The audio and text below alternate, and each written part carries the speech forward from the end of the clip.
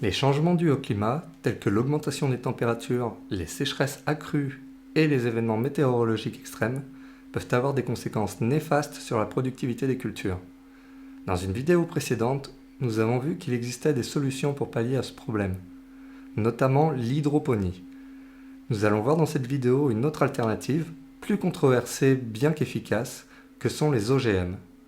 En effet, en intégrant des gènes de résistance à ces stress environnementaux, les OGM pourraient aider à préserver les rendements agricoles malgré les effets néfastes du changement climatique.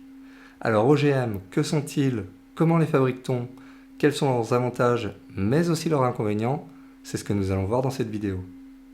Un OGM est un organisme vivant capable de se reproduire et dont le matériel génétique a été modifié selon certaines techniques d'ingénierie génétique.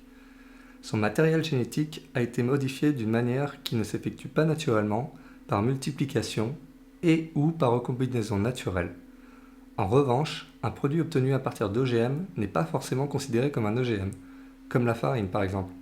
C'est un produit dérivé. Une denrée alimentaire génétiquement modifiée contient des OGM ou sont produites à partir d'OGM, comme la polenta par exemple. Donc en résumé, sont considérés comme des OGM les OGM en eux-mêmes, les produits obtenus à partir d'un OGM, mais pas ceux obtenus à l'aide d'un OGM et où il n'y aurait pas de présence du matériel génétique dans les aliments. Ainsi, le lait, la viande, les œufs ne sont pas considérés comme des OGM, même si les animaux sont alimentés par des OGM. En revanche, si l'animal en question en lui-même est lui-même un OGM, alors les aliments qui en découlent doivent être étiquetés comme des OGM. De la même façon, les substances produites par fermentation, donc les enzymes, les vitamines et autres, ne sont pas considérées comme des OGM si elles n'en contiennent plus aucune trace. Toute denrée alimentaire génétiquement modifiée, destinée à l'homme ou aux animaux, est soumise à l'obligation d'étiquetage et de traçabilité. Le fait qu'il s'agisse d'un OGM doit pouvoir être identifié tout le long de la chaîne d'approvisionnement. En France, par exemple, aucun OGM n'est autorisé à la culture. En Europe, personne ne peut mettre sur le marché des denrées alimentaires ou aliments pour animaux, OGM, à moins qu'il n'ait eu une autorisation européenne. Il y a une tolérance zéro pour les OGM non autorisés en Europe. En plus de montrer que l'aliment est inoffensif, la biotech doit également indiquer une méthode de détection, validée ensuite par un laboratoire de référence en Union européenne. Les produits, y compris ceux très transformés, doivent être étiquetés dès lors que la matière première est un OGM, indépendamment de la présence d'OGM dans les produits finis. Il existe des exceptions où il n'est pas nécessaire de faire ça. Il faut alors que les deux conditions suivantes soient remplies. Premièrement, la concentration d'OGM dans le produit doit être inférieure à 0,9%. Et deuxièmement, l'opérateur doit pouvoir montrer que cette présence était fortuite, c'est-à-dire qu'elle est arrivée par accident et non de façon prévisible, ou que c'était inévitable, comme avec une pollinisation entre champs. S'il y a plusieurs OGM dans le produit, l'étiquette doit le mentionner pour chaque élément génétiquement modifié le constituant. Alors j'ai cherché sur Google Images des exemples d'étiquettes mentionnant ce type d'indication, justement pour vous le montrer, mais je n'en ai pas trouvé, et j'ai juste trouvé des étiquettes indiquant au contraire qu'il n'y en avait pas, ce qui est assez cocasse. Et si vous cherchez ce type d'étiquetage sur les produits, il est censé être indiqué au niveau des ingrédients, ou bien en bas de cette liste, et s'il n'y a pas d'emballage, alors l'information doit être indiquée sur le présentoir. Les informations transmises pour la traçabilité doivent être gardées pendant 5 ans. Il est également possible d'indiquer que des ingrédients d'origine végétale sont sans OGM s'ils contiennent moins de 0,1% de ces éléments. Un producteur ne peut pas simplement indiquer que la denrée est sans OGM simplement parce qu'il n'en a pas utilisé dans sa production. Il doit justifier cette allégation.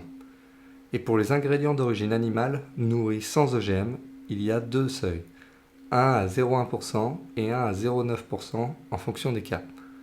En cas d'infraction, l'exploitant du secteur alimentaire pourra être passible d'une amende de 1 500 € par produit non conforme. La technique utilisée depuis longtemps pour créer des OGM est la transgénèse. Cela consiste à ajouter un ou plusieurs gènes d'une autre espèce dans le génome de l'organisme afin d'avoir de nouvelles propriétés. Il est également possible d'avoir des OGM de façon naturelle en croisant des espèces proches ou identiques. Il existe à présent de nouvelles techniques pour réaliser des croisements appelés NBT pour New Breeding Techniques. À la différence de la transgénèse, il n'y a pas forcément d'ajout de gènes entiers issus d'autres espèces dans l'organisme en question. Mais il est possible de faire appel à la transgénèse au cours d'une étape d'une de ces nouvelles techniques du génie génétique, même si aucun gène extérieur n'est censé être présent dans l'organisme au final. Ces nouvelles techniques sont la mutagénèse dirigée.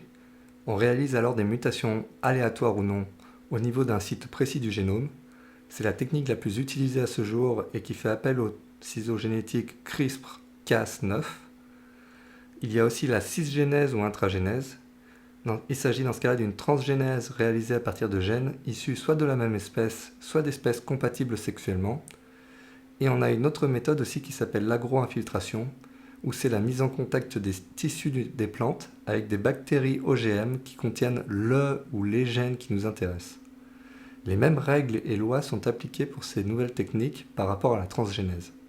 L'utilisation la plus connue des OGM est dans le domaine agricole. Cependant, il existe également d'autres cas d'utilisation, comme par exemple la recherche fondamentale, l'industrie, la santé, par exemple pour produire des vaccins ou des médicaments, ou même pour des thérapies géniques. Et en 2019, dans le monde, la surface mondiale cultivée d'OGM représente 10% des surfaces totales cultivées. Et dans les pays producteurs, on va avoir en tête les États-Unis, le Brésil, l'Argentine, le Canada et l'Inde. Et à eux 5, ils vont totaliser 91% des surfaces d'OGM cultivées. Et les 4 plantes d'OGM les plus cultivées sont le coton, le soja, le maïs et le colza. Et en surface, ça va correspondre à 99% des cultures OGM. En agriculture, les deux caractéristiques les plus convoitées dans les OGM sont la tolérance à certains herbicides. Cela va permettre une facilitation de désherbage, mais va entraîner aussi une surconsommation d'herbicides, et une résistance aux insectes nuisibles grâce à la production d'un insecticide par la plante. 99% des plantes possèdent une ou deux de ces caractéristiques. Il n'y a donc pas de diversité de cultures dans les OGM. Dans l'Union européenne, seule une variété d'OGM est autorisée à la culture, et c'est le maïs MON 810 qui a été modifié par l'entreprise Monsanto pour résister aux insectes. Il n'est cultivé que dans 2 pays, que sont l'Espagne avec 107 000 hectares et le Portugal pour 5 000 hectares. En revanche, de nombreux OGM sont autorisés à l'importation, ce qui peut paraître surprenant vu le nombre de cultures autorisées à être cultivées en sol de l'Union européenne. Donc on a 78 variétés végétales qui sont en 2021 autorisées pour nourrir les animaux principalement. Et selon l'ISAA, 70% des importations destinées à l'alimentation animale en Union européenne sont issues d'OGM en 2019. En France, le maïs MON 810 est interdit. Mais le pays autorise de la même façon les importations d'OGM par rapport aux directives européennes. Des millions d'animaux sont génétiquement modifiés aussi pour être utilisés dans des laboratoires pour faire avancer la recherche.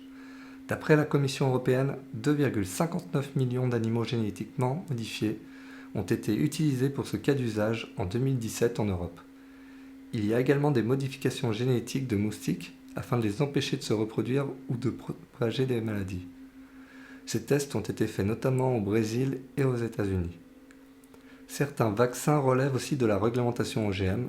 De même, l'administration de la thérapie génique est encadrée par la réglementation OGM.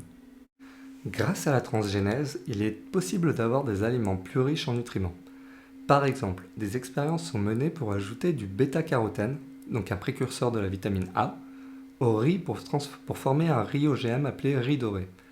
Ce type d'OGM pourrait être utilisé notamment dans les pays où il y a de la malnutrition, et les aliments ont également un meilleur goût. Des recherches sont également en cours pour développer des aliments hypoallergènes. La transgénèse permettrait alors d'enlever les protéines allergènes en bloquant l'action du gène servant à la fabrication de la protéine en question. D'autres recherches sont également en cours pour produire du blé transgénique pour réduire la réaction allergique au gluten. Le forçage génétique consiste à introduire dans des êtres vivants une modification des gènes qui se transmettra très probablement aux descendants. Cela peut permettre par exemple de tuer une population, comme les moustiques par exemple, en modifiant uniquement quelques-uns d'entre eux. D'autres espèces, comme celles envahissantes, peuvent également être envisagées en transmettant un gène les tuant ou les empêchant de se reproduire. Il y a de nombreuses questions éthiques et écologiques qui se posent alors.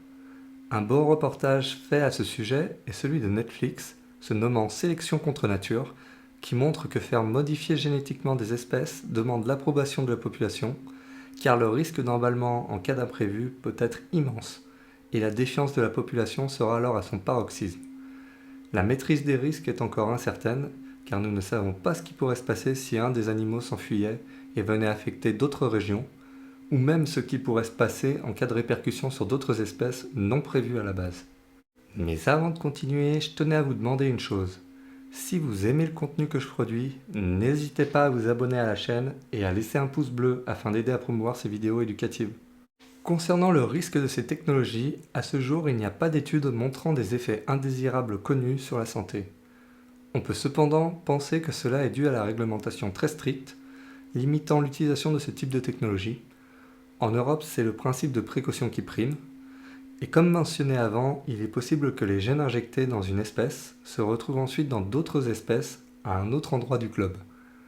Avec l'utilisation des NBT, il peut y avoir des effets hors cible, qui consistent à avoir des effets non désirés suite à la modification génétique.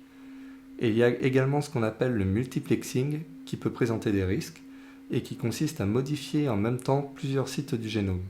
Pour les plantes, il y a également des risques que celles-ci se croisent avec d'autres variétés, comme pour les animaux, et que le matériel génétique se dissémine ailleurs. Par exemple, il est possible que le gène insecticide soit injecté dans d'autres variétés, affectant également d'autres insectes pouvant jouer un rôle majeur dans l'écosystème, en tuant d'autres nuisibles de façon naturelle par exemple. Par ailleurs, comme la nature sait s'adapter, il n'est pas impossible que ces espèces développent une certaine résistance face à cet insecticide. Avec l'utilisation de ce type de gène, il est certes possible d'utiliser plus de pesticides sans pour autant tuer la plante, mais cela contamine également plus les eaux, les sols et l'air. Les mauvaises plantes peuvent également subir des modifications de gènes qui le feraient alors résister aux herbicides. Par ailleurs, si la plante en question a un avantage décisif, il est possible que celle-ci se développe bien plus facilement que les autres espèces, risquant alors d'apparaître comme une plante envahissante et de perturber l'équilibre naturel. Une autre possibilité est que ces OGM anti-ravageurs ne favorisent la sélection de ravageurs résistants à cette toxine. De la même façon, la malnutrition est plus une affaire d'éducation, de problèmes économiques, logistiques ou politiques, plutôt qu'une question de manque de production. Enfin, comme la modification génétique implique d'avoir des espèces identiques, cela tend à mener vers de la monoculture, rendant le système dans sa globalité moins résilient dans le cas où il y aurait un nuisible attaquant cette espèce en particulier. Il y a ainsi un risque que l'espèce humaine se crée une catastrophe due à ses propres activités en voulant maîtriser le fonctionnement de la nature. Par ailleurs, il existe des risques économiques liés à la propriété intellectuelle. En effet, les méthodes de modification des plantes réalisées de façon naturelle ne peuvent pas être brevetées. Ce n'est pas le cas pour les méthodes basées sur le génie génétique, ce qui implique alors de poser des brevets pour le vivant. Il est alors interdit de garder une partie de la récolte pour la replanter ensuite l'année suivante. Le coût de la semence est par ailleurs plus élevé car il faut payer une redevance au semencier. Il faut cependant prendre en compte que les rendements des récoltes seront probablement meilleurs pour compenser ce coût. Cela met de plus l'agriculteur dans un état de dépendance vis-à-vis du semencier, devant probablement acheter également l'herbicide auquel la plante est résistante chez le même fournisseur. Une étude de 2013 a montré que 10 multinationales contrôlaient 60% du marché mondial de ce type de semences. Et un risque également est que le brevet portant sur une plante OGM puisse impacter également la même plante, avec le même génome obtenu, de façon naturelle cette fois-ci.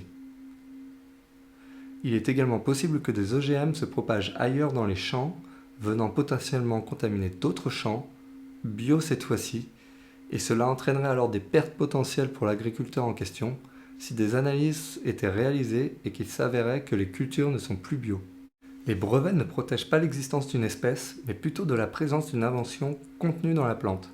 Un nouveau trait, comme la résistance à un herbicide par exemple. Il y a ainsi un risque de privatiser certaines altérations génétiques présentes dans le génome des espèces vivantes, ce qui pose alors d'énormes questions éthiques.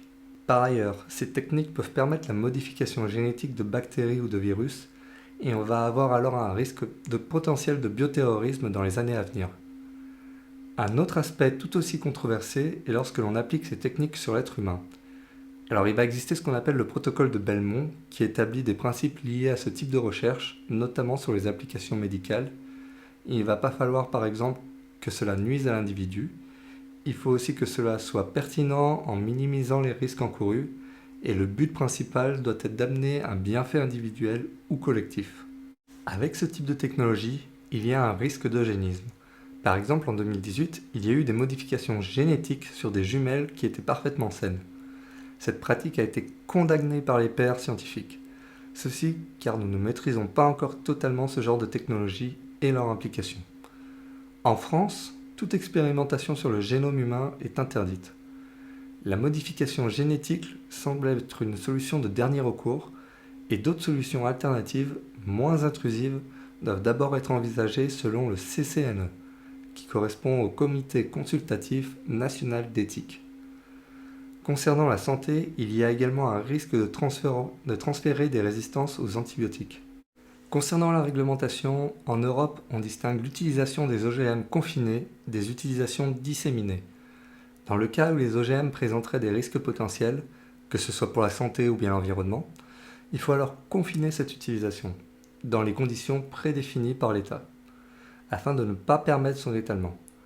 Dans le cas d'une classe de confinement 1, où le risque est alors nul ou négligeable, il faut alors uniquement déclarer ce type d'utilisation. Dans le cas d'une utilisation d'une classe de confinement 2, où le risque est compris entre faible et élevé, il faut alors demander une autorisation. De la même façon, les installations de ces espaces confinés doivent être agréées. L'autorisation d'utilisation est délivrée pour une durée maximale de 5 ans et n'est possible que pour l'utilisation demandée. Dans le cas d'une dissémination volontaire, le public est averti après avoir obtenu l'autorisation auprès de l'autorité compétente et une fiche d'information est alors disponible en mairie. Dans le cas d'une mise sur le marché de l'OGM, il faut que l'autorité européenne compétente, donc l'EFSA pour European Food Safety Authority, approuve cette mise sur le marché. Les États membres sont ensuite consultés. Il peut également dans certains cas falloir demander l'avis au public, notamment via le site internet de la Commission européenne. Et en France, on a l'ANSES pour Agence nationale de sécurité sanitaire de l'alimentation qui va jouer un rôle. Les autorisations délivrées au niveau européen de mise sur le marché d'OGM sont valables sur l'ensemble de l'Union européenne et sont valables pendant 10 ans. Mais chaque pays peut ensuite décider s'il approuve ou non cette autorisation sur son territoire. Il existe un protocole se nommant le protocole de Carthagène qui a été adopté en 2000 et est entré en vigueur en 2003. Celui-ci permet de s'assurer que les OVM, pour organismes vivants modifiés, soient transférés, manipulés et utilisés avec un bon degré de sécurité. 173 parties ou États ont signé ce protocole, mais certains grands pays comme les États-Unis, le Canada ou l'Argentine ne l'ont pas signé. Cela permet de régir les transferts internationaux de ce type de produits, et il faut ainsi un accord préalable avec l'importateur, et l'exportateur doit alors fournir une évaluation des risques et transmettre ces infos à la BCH pour Biosafety Clearinghouse pour que ces informations soient regroupées. Les OGM présentent des avantages indéniables face au réchauffement climatique. Cependant, les risques potentiels associés sont immenses et les scientifiques avancent plus lentement afin de prendre toutes les précautions nécessaires. En Europe, la réglementation est plutôt restrictive concernant ces aliments et c'est le principe de précaution qui prévaut, même s'il n'a pas été démontré des risques pour la santé. Des pays comme les États-Unis et le Canada ont déjà adopté massivement ce type de culture pour pallier à la baisse de rendement due aux intempéries. Bien que controversés, les OGM ne devraient cependant pas être mis au placard tout de suite, car ils pourraient être l'une des multiples solutions afin de garantir l'alimentation de demain dans le monde.